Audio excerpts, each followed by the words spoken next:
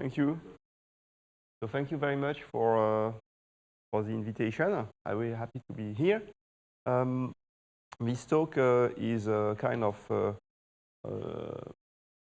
review of works we've done over the past, let's say, 10 years on algorithms which are used in molecular dynamics, sampling algorithms. So I apologize to some of you who already saw this talk, but I can see also many young faces in the audience, so I'm pretty sure many of you have not heard about that yet. So I will talk about sampling techniques which are used in this field of molecular dynamics, and so I will also introduce the kind of questions people are interested in this field. And then I will present two examples of such algorithms, and then so it will be quite an overview, and I will be happy to discuss with you after the talk and during the next 2 days to give more details about what I will present. So, so the motivation of these algorithms is to understand matter at the atomistic scale. So it means that people are modeling particles which interact, and they would like to understand from these laws at that microscopic level what happens at our scale. Okay, so they would like to deduce from what you put in at the micro level some macroscopic quantities like a folded shape of a protein, or some unbinding rates for a ligand from a protein, or some mechanism of a defect moving in a material. So that's that kind of stuff. Okay. So that's really the aim, and of course the applications are numerous, because as soon as you can do that, you can simulate proteins, you can simulate some catalysis, you can simulate the move of defects, and so there are many applications in biology, chemistry, material science. Okay, and it's quite used at a large scale now, together with you see that together, people say that together with theory and experiments, these kind of numerical simulations are used really to do science now. So what are the challenges? So there is a challenge about the models. So how to get good laws of interactions at the atomistic scale is a big question in itself. And if you put rubbish in, you will get rubbish out. Okay, so there is really a big question here. How to model water, for example, is really not an easy story. How to model chemical reactions is also quite a nightmare. So that's one of the big challenges. Another challenge is really numerical, on the numerical side, and this is what I will discuss today. So you will see that when you want to go to the micro, to the macro level, you have to do averages, and you have to simulate over very long times these systems. And this means that you have to use a lot of computer power in order to get the quantities you are interested in.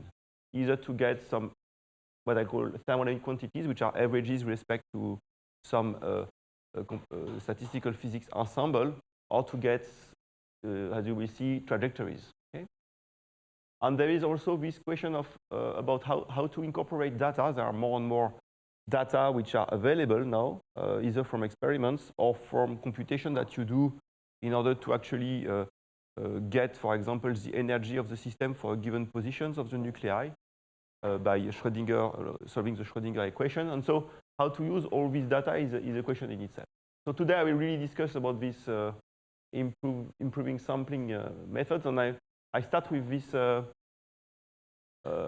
I like this picture that I took from Dani Perez from Los Alamos National Laboratory, which explains what is the difficulty in this field. So here is the computer power, which increases as time goes, and this is what you can do in terms of time scale that you can reach, and the number of atoms that you can simulate. Okay, and you see that as computer power increases, it's relatively easy to increase the number of atoms that you can simulate, because you can parallelize in space quite easily these kind of computations by just cutting the problem into pieces, especially in domains, and you compute the interactions within the domains, and then from one domain to the other, and this can be quite done in a quite efficient way.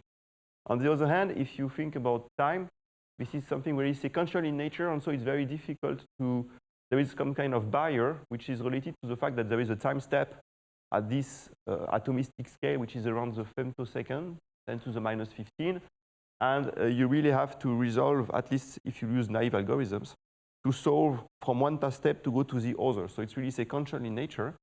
And this explains why there is some kind of barrier in time here that what is difficult to go beyond because of the sequential nature of time, okay? And the fact that these new computing architectures are like parallel algorithms, okay?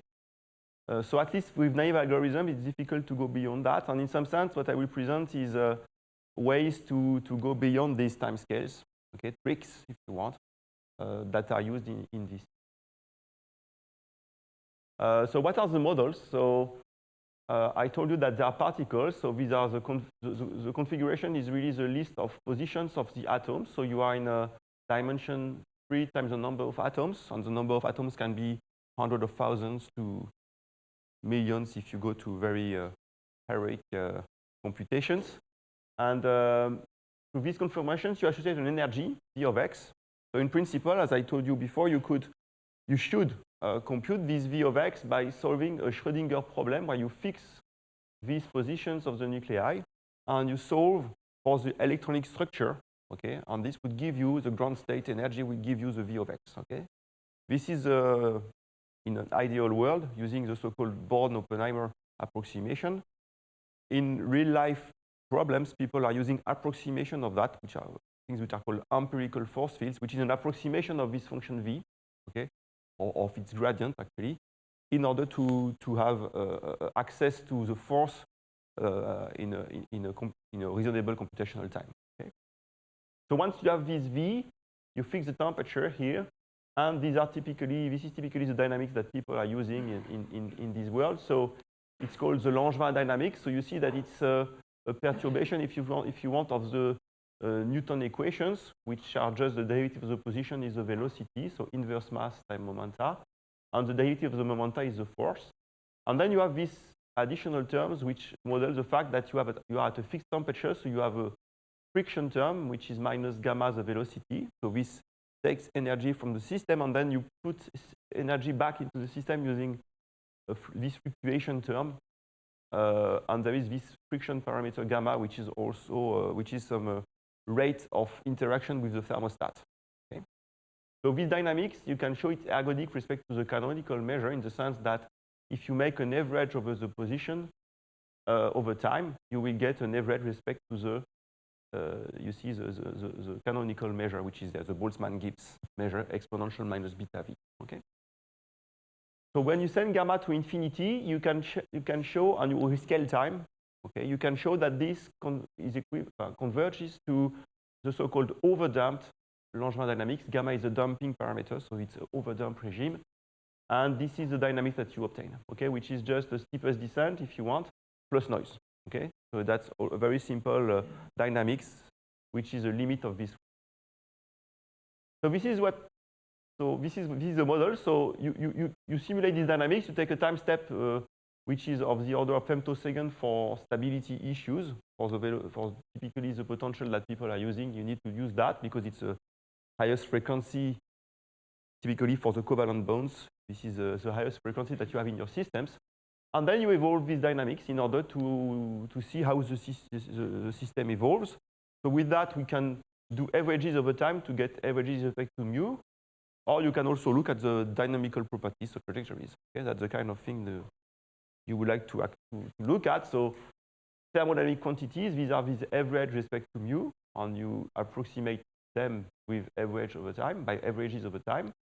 And dynamical quantities, so this is to say that you look at trajectories and you would like to make many trajectories in order to get transition rates or I mean, dynamical properties, the mechanism which brings you from one state to another one, this kind of. Okay. So far so good. So what are the problems? Okay, the problems are that you are, so again, in high dimension, so you cannot, for example, use quadrature rules to integrate this. Okay, you really have to to make these averages. And the problem is that xt is a metastable process, and this is related to the fact that mu is a multimodal measure. Okay, so you have very high probability regions which are separated by very low probability regions.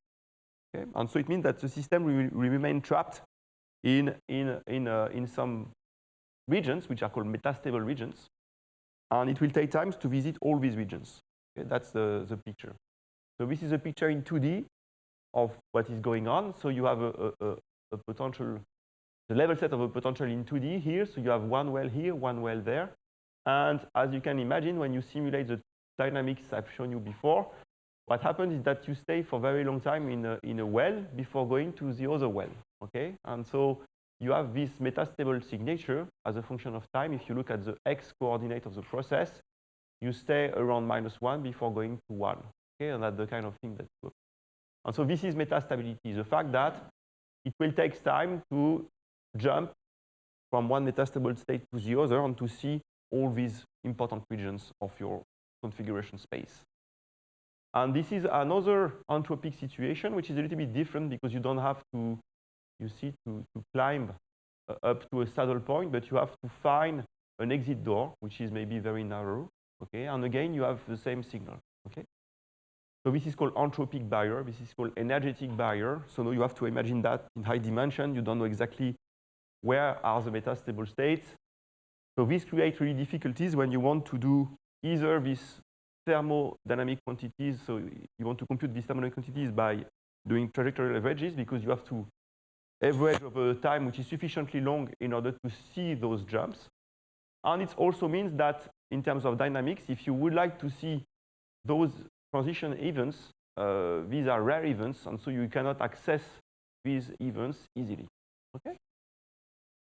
So that's what makes the computations not that trivial in this field. So there are many mathematical questions of interest. So today I will talk about two questions. Okay, I will present two ideas. One which is how to bias the algorithm in order to favor transitions. Okay, so this will be targeted to the computation of thermodynamic quantities. Okay, and I will talk about how to sample these metastable dynamics. So here it will be really about dynamics. So how to sample the transitions, the state-to-state transitions. Okay, that will be the two things I would like to discuss.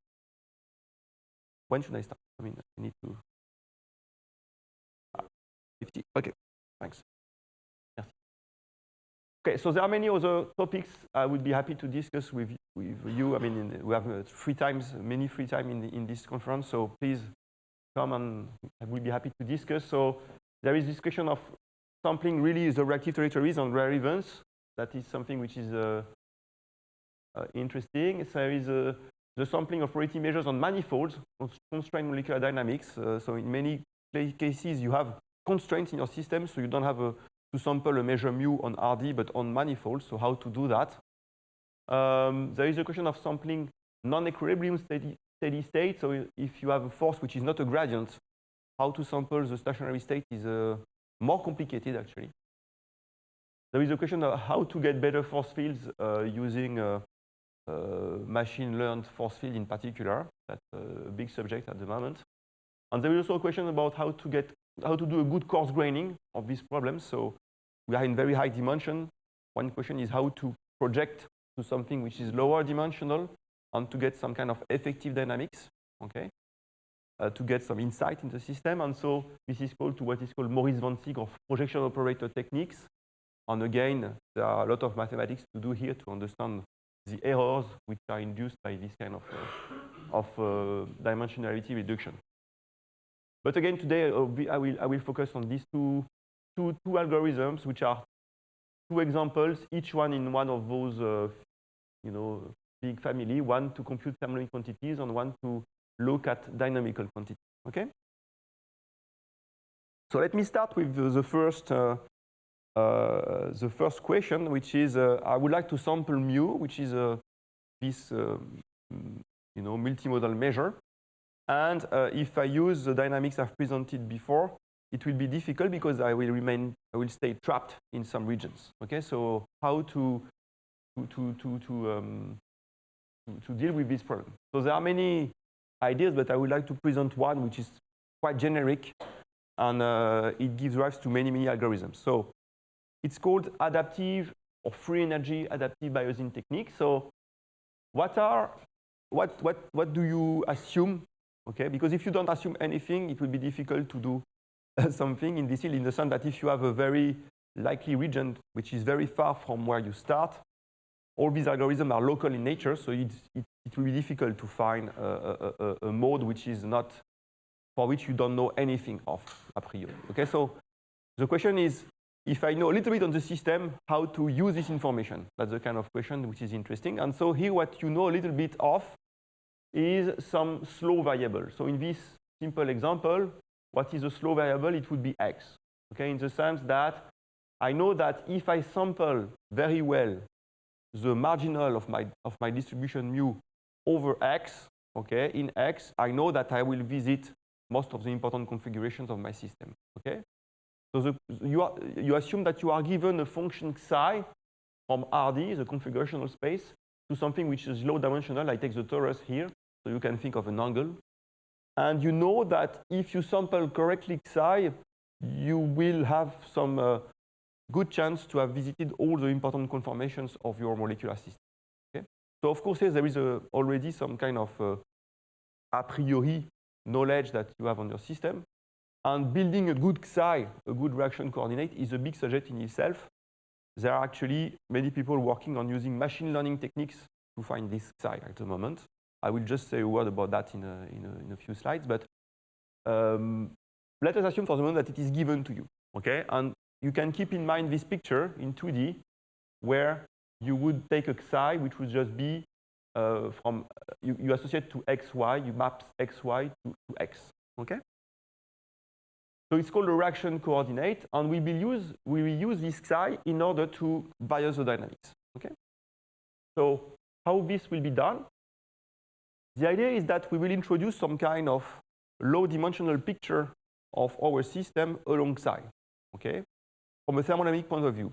What it means that you take the measure mu in the high-dimensional space in RD, and you look at the marginal in psi. Okay, so you look at the image of the measure mu by psi.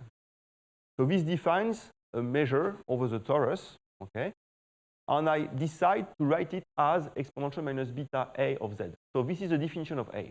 Okay? A is some kind of effective energy, which is such that if I take the Boltzmann-Gibbs measure associated with A, I get the marginal in psi of mu. Is it clear? So A is called the free energy. Okay?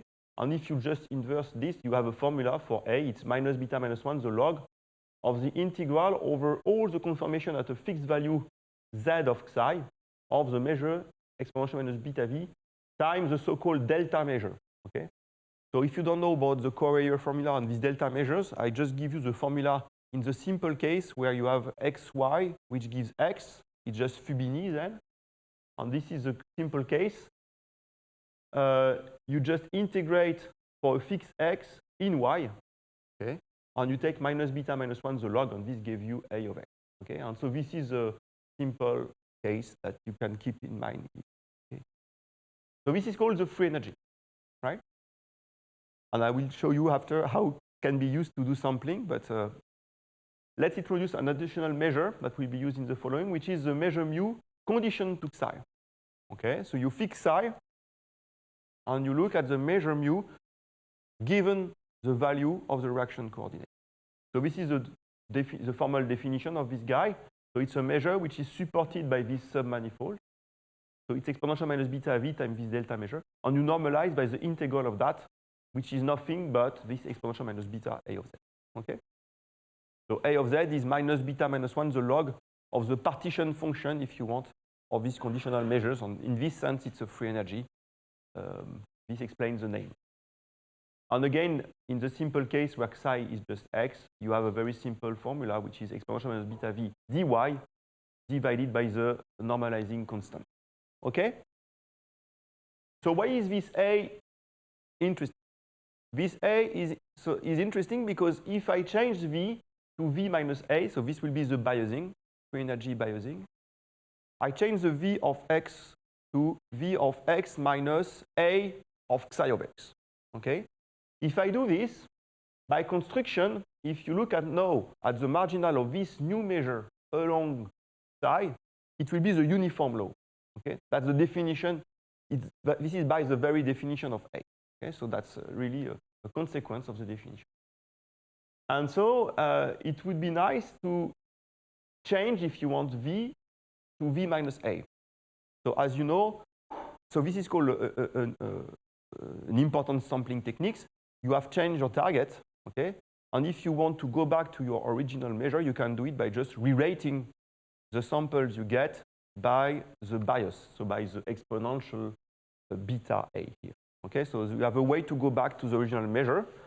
So the question is why it would be nice to use that. You have no uniform law alongside, so it means that you have, if you want, flatten in some sense what happens in the reaction coordinate space. Okay, and if you look at what is going on in these simple two cases I've presented before, it indeed does the job in the sense that if you look at this situation, which was metastable, and if you compute the free energy, so this is in 1D integral, so you can do it by simple numerical integration in this case.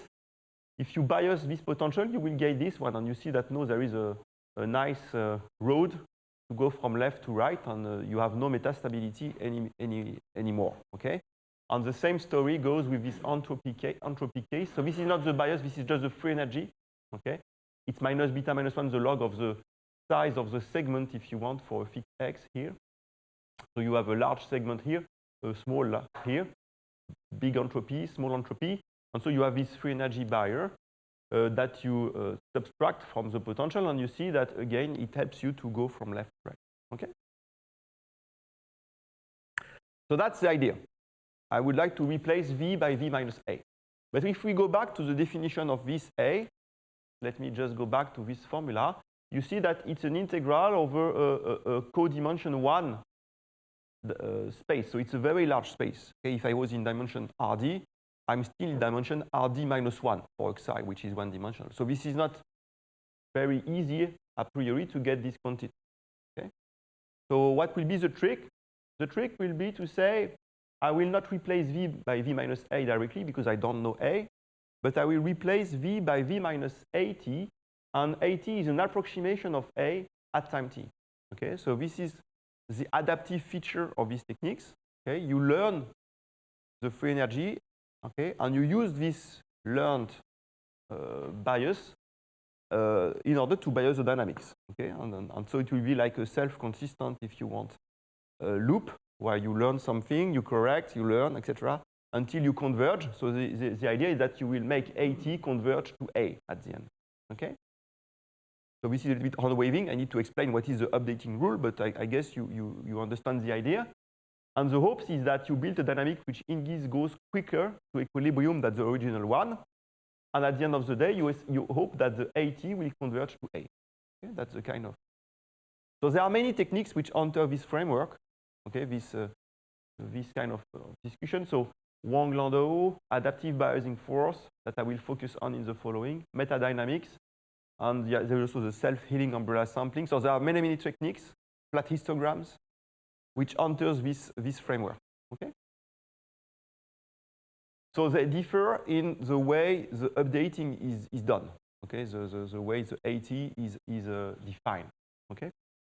So let me explain one idea to define the AT, which is based on actually computing the derivative of A. So let me go to the simple case before I present the more complicated, the general psi case. So you remember that when psi is just x, A of x is this, okay? And it's easy to compute the derivative with respect to x of this. It gives you this formula. You have a log, so you take the derivative of this divided by that, okay? And this is what you obtain. And the good news is that you recognize an average. It's an average of the partial derivative of V along psi, which is x here, times the conditional measure, so the measure mu given x, okay, given psi. So it means that you have a priori a Monte Carlo procedure to approximate this A prime. Okay. And one remark is that if I do not sample V but V minus AT, it doesn't change the conditional measure, because when I modify V by V minus AT composed with psi, you have still the same formula. Okay, keep this in mind. The same is true if you have a psi which is not as simple as one of the coordinates. Okay, the formulas are a little bit more complicated, but again, you have A prime of Z, which is some conditional expectation of some function f, which is complicated, but completely, you have an analytical formula as a function of V on psi. And it's a conditional measure of this f with respect to mu given psi of x. Okay? So now I can present the algorithm, that means the idea of the algorithm. So this is what you would like to do in principle. If you had A, you would simulate this dynamics where A is a free energy, and so A prime is given by this conditional average. Okay, this is what I've just presented. So now you don't have A.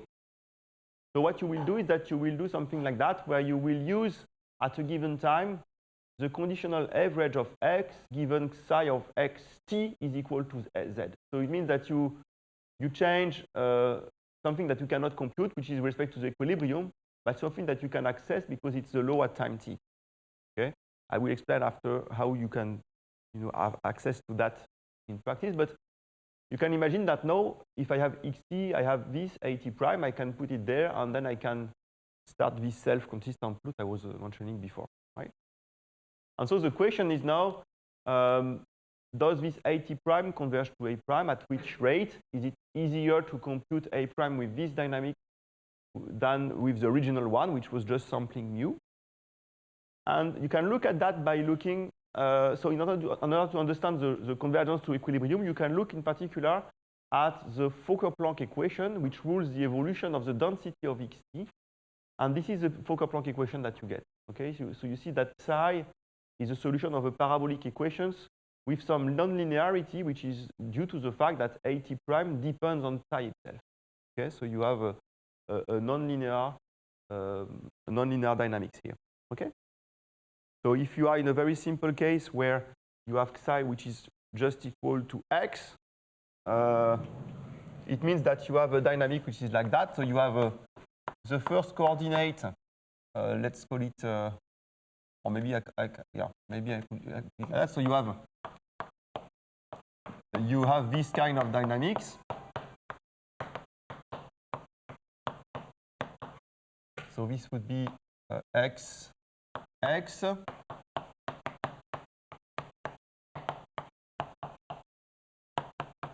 Then you have the dynamics on y, which is unperturbed.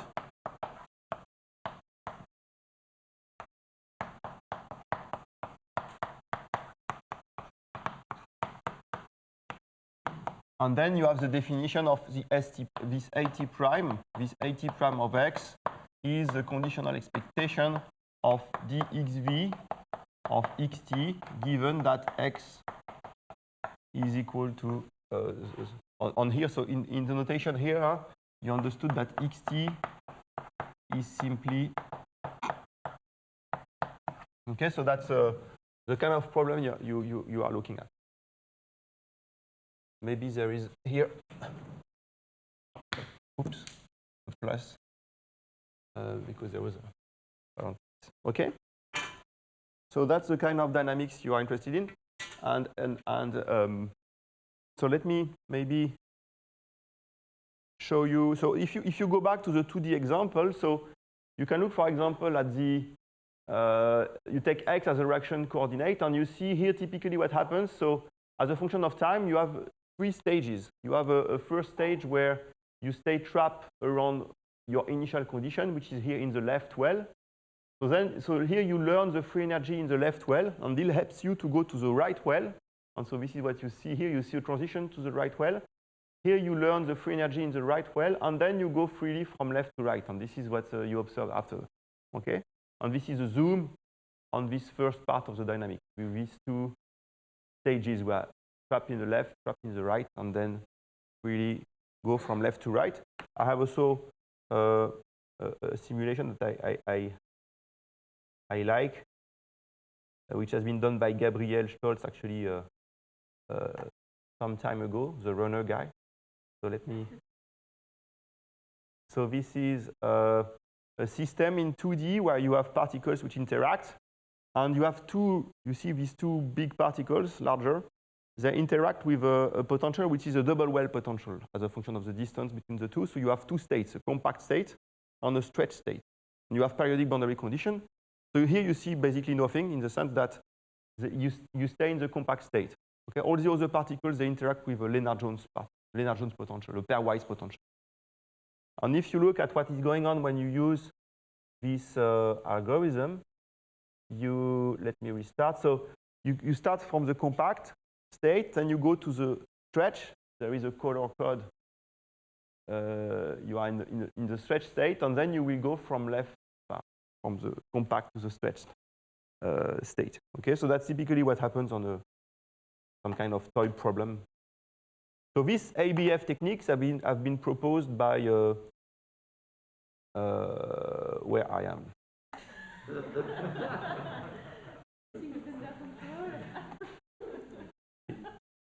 Non, c'est Acrobat. C'est bon, voilà. Yes, thanks. So this algorithm has been proposed by Eric Darb on Andrew Power Relay, and then has been popularized, let's say, by Chris Schippo and Jérôme Hénin. And it is used actually to compute the free energy, okay, but to help sampling and to compute the free energy, okay. And one of our work was actually to rewrite it as I've shown you here, and to understand what is going on and to explain what are the limitations and the interest of this algorithm. So let me just present one way to understand this technique. So there have been many works now on this so-called ABF process, adaptive biasing force process. ABF is for adaptive biasing force. And one thing, the first thing we did actually on this was to look at the rate of convergence to equilibrium. So we look at this Fokker-Planck, nonlinear Fokker-Planck, and try to understand at which rate it will go to its stationary state. Okay. And for this we use entropy techniques. Okay. So I will do 3 slides about what are entropy techniques. Okay. Just to give you a flavor of what kind of mathematics we use in order to analyze this stuff. So, and to present the thing, I go back to the simple linear case, which is this overdump Langevin. So there is no, you see, there is no adaptation anymore here. So just really simple case. And so this is the Fokker-Planck, which is now a linear parabolic equation. Okay. And if I ask you how to understand the long-time behavior of a linear equation, probably you will answer spectral techniques. I can look at the eigenvalues. I will get an idea of what is going on. That's true. The problem is that with these spectral techniques, it's difficult. They are not very well suited actually to these nonlinear systems, so nonlinear parabola. So I will use something which is a little bit different. It's the same in spirit, so but it's not the L2 norm that we use. It's another norm, not a norm. It's an entropy. Okay, so the idea is that we will look at the relative entropy, the Kullback-Leibler between phi and the equilibrium phi infinity. Okay, so this is the Kullback-Leibler. It's the integrac of the log of phi over phi infinity times phi. Okay, this is the Fokker-Planck equation rewritten with the phi infinity. And so this entropy is a measure of the distance between phi and phi infinity. You have this kind of equality which are well known between the total variation distance and the square root of the entropy. And when you make the derivative with respect to time of the entropy, it's a free line computations. You can check that it's a quantity which is non-positive, so it means that the entropy decreases as time goes. Okay, and it's minus beta minus 1 some explicit quantity which is the gradient of the log, you see, of phi over phi infinity squared times phi. It's a kind of Fisher information if you want, but adapted to this entropy. And so from this on the Grunwald, you immediately have the following result, which is that you will have an exponential convergence to equilibrium with a rate which is given here, if and only if you can for any initial condition, let's say, if and only if you can you can bound from above the entropy respect to phi infinity by the Fisher information here, the I. Okay? And there is a link between, of course, the constant which is there and the rate of convergence to equilibrium. Okay. So, for example, if you have this inequality, you plug it there. So you bound from above minus beta minus 1i by minus beta minus 1 2r h, and this gives you E again, and just Gromval, which gives you that. On the other way around, if you differentiate this around time is equal to 0, you get that for the initial. So metastability can be measured. If you assume that metastability is a problem related to the rate of convergence, you say that it's a problem of convergence with respect to the convergence to equilibrium, okay? You will say that metastability is related to the fact that this is actually not very large, it's small. This capital R is small, okay? Because I don't have a very quick convergence to equilibrium. So one way to understand if an algorithm is good is to look at this R, okay, and ask if it's large or not. Okay? So in particular, if you have a double well potential like that, you can check that this R is very, very small. It's exponentially small in temperature, actually. Okay. So now I go back to my nonlinear Fokker-Planck, okay, and I ask myself if I use these techniques, what do I obtain? Okay, and this is what you obtain. So this is written on the free energy, but you can obtain the same on the psi. Okay. So look at this. You have a bound from above, a constant time exponential minus beta minus 1, some constant times t. So before it was r, you know, some constant of the equilibrium measure, exponential minus beta v. Okay. Before I use this adaptation technique. With the adaptation technique, the r became this, essentially this rho. And what is the rho? If you go here, you see that the rho is the log sum inequality constant of the conditional probability measures. Okay, so if I go back to my 2D picture, where psi of xy is equal to x, what I'm doing is that I fix the x coordinate. And if I do that, of course, you see that for a fixed x, you have a nice, so this is a well, this is a well. So you have a nice unimodal target, okay? Now you have a single well for the potential, if you want, restricted to x. So the rho is typically much larger than the r, because the r was seeing also this double well feature in the x direction, okay? So that's one way to understand how to choose the psi. You should choose a psi which is such that for a fixed value of the reaction coordinate, it's easy to simulate, it's easy to sample, okay? And this gives rise to some, this is something that we are doing at the moment, to some machine learning techniques where you say, I would like to fix a psi such that it's very easy to sample the conditional measure. This is not very easy to do, but what we use is the other way around. We choose a psi which is such that it's very difficult to sample the marginal psi, okay? So we have our measure mu. We look at the marginal psi numerically, and we if you want, optimize over the psi in order to get the most multimodal possible measure mu in psi. Measure psi star mu, if you want. Okay, that's one thing that we have been working on with Francis Bach and Gabriel Stolz and Luca Vivien Pillot.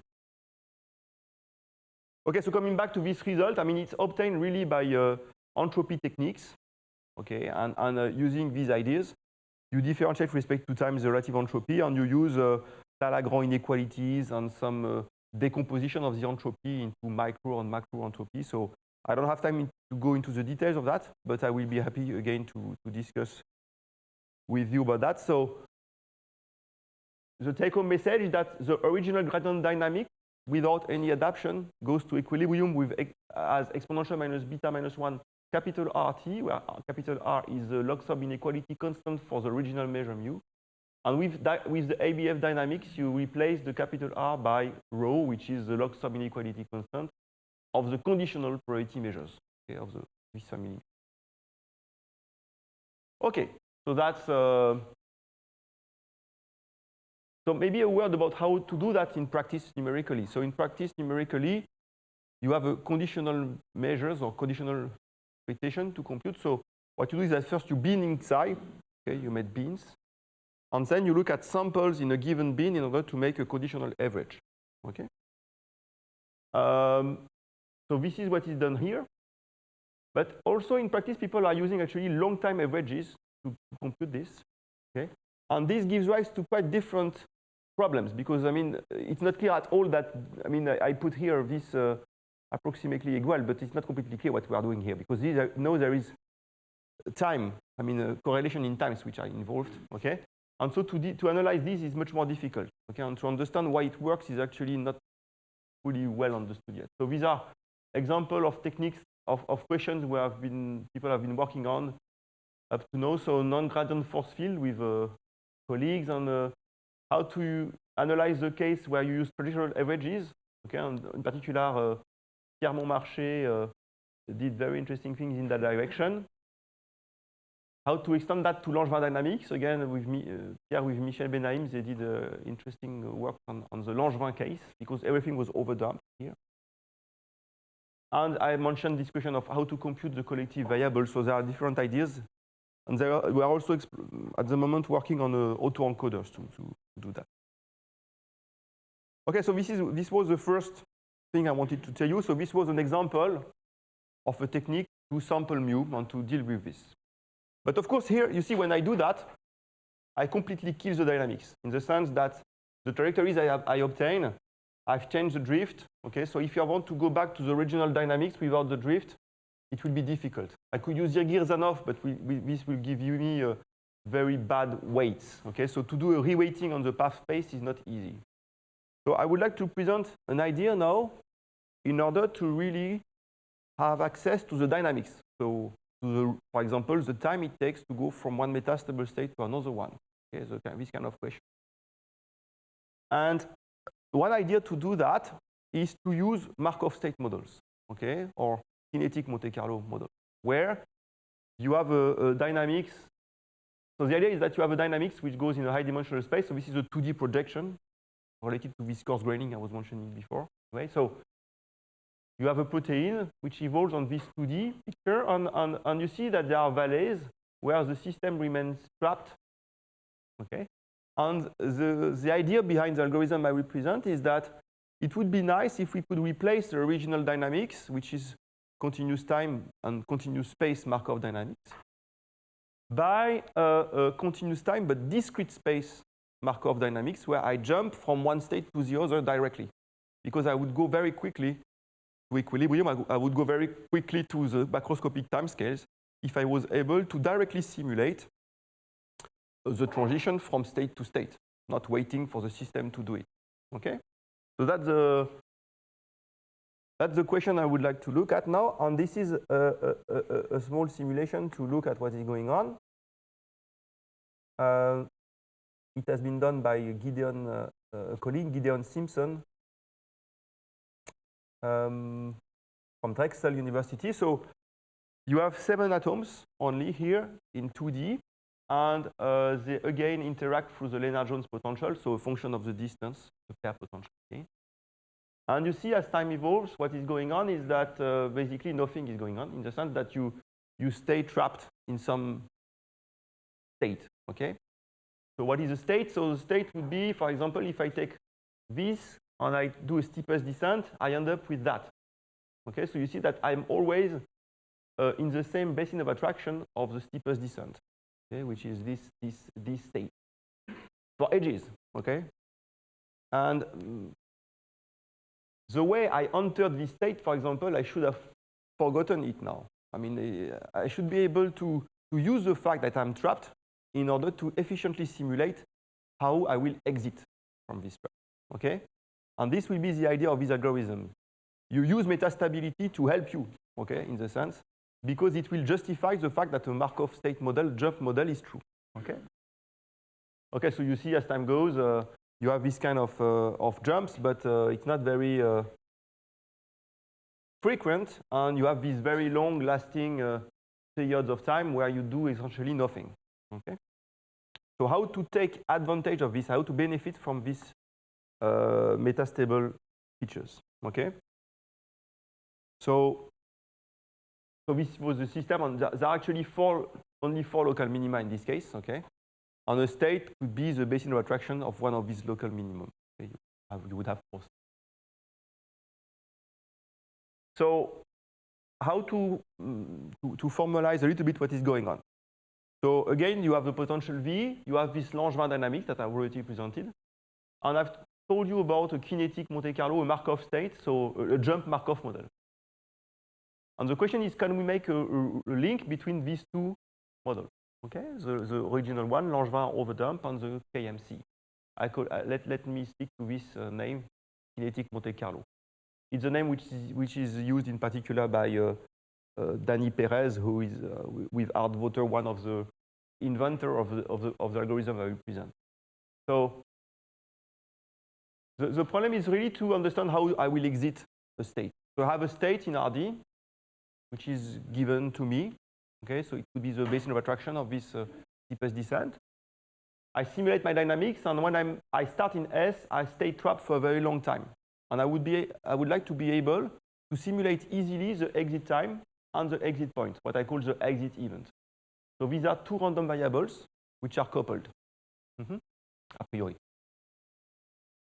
So if I'm doing this overdump Langevin, the way to simulate that is simply to follow the dynamics and to wait for the system to leave.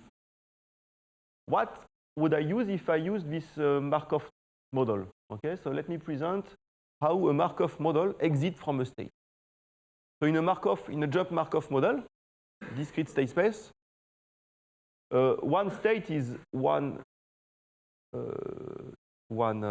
conformation, if you want, of a system. And when you exit, you go to another one. So you have different ways to leave a state, depending on if you go to the neighbor 1, neighbor 2, neighbor 3, neighbor 4, if you want. So you have different ways to leave a state.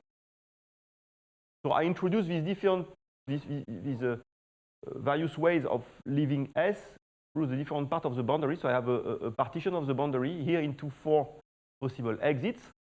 And what you do is in this Markov model is that you associate a rate with each of the possible exits. So you have a rate to leave through S1, through S2, S3, S4. Okay? So I call these rates K. And then the exit event is very easy. Okay? You have an exit time which is exponentially distributed with parameters the sum of the rates, and which is independent of the exit event, which has an explicit law. The probability to leave through the highest part of the boundary is Ki over the sum of the Kj. Okay? So that's really the two very easy things to simulate. Okay, this tau on I. And the question is how to define the case, and the case can be defined using this Ihring-Kramers law. So you have a prefactor, mu j, and you have exponential minus beta, the height of the barrier in energy that you have to go through in order to leave through the jth part of the boundary. So let me give an example here. If I want to leave through S1, I take the minimum of V on this part of the boundary. It's reached at Z1. And I look at the difference between Z1 in energy between Z1 and X1. Okay, it gives me the height of the barrier I have to go through in order to leave through DS1. I do this for all the part of the boundary. It gives me here 4 rates. And now I use the rule I've presented before, okay, in order to have the exit time, to sample the exit time and exit time. Okay? So that would be very nice if this could be used. Okay, so the question is this true? Okay, for my Langevin dynamics, I have a way to leave which is given by these 2 random variables. With the KMC, I have a way to leave which is given by these 2 random variables. Are the two the same? Okay, this is the question. And so the answer is that you can indeed use this KMC algorithm to simulate the exit event. Okay, and so I will present that in the remaining 5 minutes. Okay. So how to formalize this thing? So you have your dynamics which stay trapped. So let me concentrate on the overdump Langevin. Okay, the overdump Langevin remain trapped in a domain S. Okay, and I told you it should reach some kind of local equilibrium in S, and this can be formalized using the notion of quasi-stationary distribution, which is a probability measure nu supported in S, so that if you start on the nu, and if you go for some time t, if you stay trapped all along the time from 0 to t, you're still on the nu. Okay, that's the definition of the QSD. So it's a kind of stationary measure, but for the system trapped in the domain. Okay, and indeed, quite intuitively, I guess, when you look at the process starting in S, which go from from a time 0 to t, which stays trapped from a time 0 to t, and you send t to infinity, the law of xt goes to nu, to QSD. Okay? And you can show that for the overdamp Langevin, and we showed also recently for the Langevin dynamics, if the domain is bounded in position, but not in velocity, only in position, you can show that there is a unique QSD, which is indeed reached in the long time limit. Okay? It's something we did with Moy Dramil and Julien Régnier. And there are also works by Arnaud Guillain on that. Arnaud is, no, he's not there. Arnaud is there? Yes, he's there. I'm not sure how to recognize him with the mask. By Arnaud and Boris Nektou and Liming Wu on this. Okay. So there is this QSD which exists in quite general framework. And what is nice with this QSD is that if you start from the QSD, so if you've been trapped for a sufficiently long time so that you reach this limit, it's indeed true that the exit time is exponentially distributed and independent of the exit point. And this is very easy to check. So if you look at the probability that the exit time is larger than s plus t, starting from the QSD, you just do a conditioning. And here, what is going on? So you trapped up to time s, and you ask yourself, in the future, when I will leave? I will leave is the same question as starting at s from nu, okay? When I will in the future. So this is, you have this equality between this conditional probability measure, this conditional probability, and the real probability, the probability starting from nu. Okay, so you have now this product structure which says that tau is exponential. Okay, and you can check also that tau is independent of the first exit point using the same conditioning. So that tells you that if you define these rates and you put these rates in the KMC model, you will have exactly the same exit event, okay, for the Langevin or overdamp Langevin and with the KMC model. So this is a very nice way to understand why a KMC model is true. It's true if you stay trapped for a sufficiently long time so that you reach the QSD. Okay. So then there is something I will not have time to present, which is, but okay, let me just say that you can show that these rates are close to the Arrhenius law. Okay, so this is I'll just give you the result here without commenting more on that. So in the small Cauchy regime, so when you send beta to infinity, you can show that the rates are indeed given by the Arrhenius law. Okay, so it tells you that you can, in addition to the fact that there is a KMC model which is true, you can, in addition to that, say that there are this model is indeed parameterized by the Arrhenius law.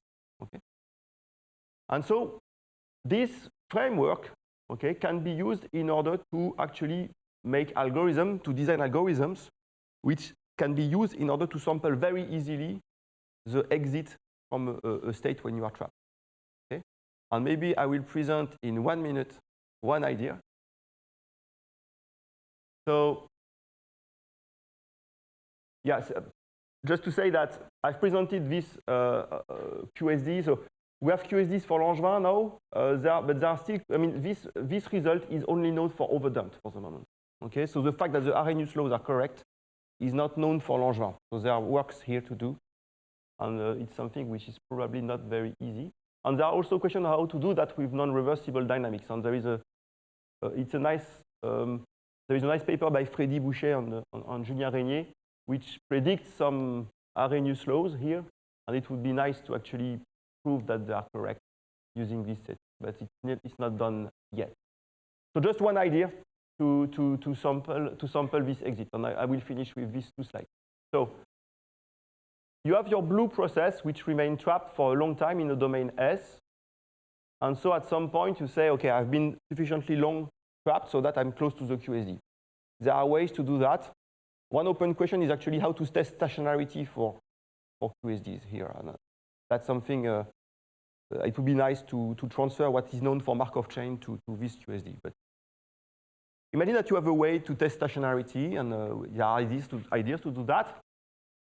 And imagine that you have many points which are distributed according to the QSD. So all these points here are IID with respect to the QSD.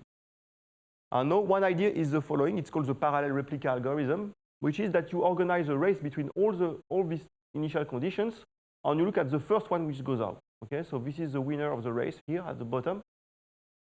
So you do that in parallel. Okay, so the cost of this is very small because it's just the time it takes to see the first one to leave. Okay, so it goes quick in wall clock time. And so what you say is that this time is too short, but you multiply it by the number of replicas that you have. So here you have 7 guys. You take the first exit time, you multiply by n, and you say that the exit point is correct. It will be the same that you would have obtained following the blue replica. And so why is this true? And I will finish with that. It's because of the 2 properties I've shown you of the exit event starting from the QSD. Remember, if you start from the QSD, exit time is exponentially distributed and independent of the exit point. That's the 2 major properties that I presented. So when you organize this race between all the guys, they all have an exit time attached to them, which is exponentially distributed with the same parameter. So when I take the minimum of them, okay, as you know, you just have to multiply by the number of replicas to get exactly the exit time of one of them. So the reference, the blue one, if you want. By multiplying the first exit time that you observe by the number of replica, you have exactly one sample of the exit time you would have obtained for the reference walker, waiting for n times larger, with a time which would be n times larger in terms of wall clock. Okay, so you really divided the sampling of the exit event by n. In addition, the exit point is correct, and this is due to the independence property. Exit time are independent of exit point, and so you can show that where the first of them left is exactly the same statistically as where the reference replica would have left. Okay. So that's a very nice algorithm on which does not require the Arrhenius laws here. There are other ideas which use the Arrhenius laws, and I will not have time to present them, but so let me now jump to the conclusion of that. So I just have time to present this PAREP, which is an algorithm where as soon as you have a QSD, you can use it. Okay. So for example, now for Langevin it's known, for overdump Langevin also. Okay, and you take your favorite Markov dynamics. If you have a QSD, and if in metastable, if you have metastable states, and you can check if you have QSDs. That will be typically the case. And then you can use this idea of parallelization, okay, which is very well suited for this parallel architecture. There are other techniques which are more aggressive, and which require the Ehring-Kramers formulas. I will be happy to discuss with you if you are interested in those. And let me finish with saying that. So in all what I've presented, in the first part it was a Xi, which was this with slow variable. In the second part it was the states. So you need some kind of coarse-grained picture of your original system, okay? And at the moment there are many people working on how to define this coarse-grained, this good coarse-graining representation. And where this mathematical analysis can be useful is that you have some kind of efficiency measure for a given coarse-graining picture of the variable, the coarse-grained variable that you are using. Okay. So in the first part, it was this idea that along Xi, it should be very, very metastable, and for a given Xi, not very metastable. In the second part, it was this idea that you have states, and you should reach the QHD before exiting. Okay, so you have to define states in such a way that this is true. And so using this, how to find good coarse-graining map is really a big question that people are working on using autoencoders, smart methods, and that's something we are working on too. And I would like to finish with maybe just pointing to this. If you're interested in these stories, if you want to know more, there is a paper that we wrote with Gabriel in Acta Numerica where we'll give more details about what I've presented. I thank you for your attention and sorry for the delay.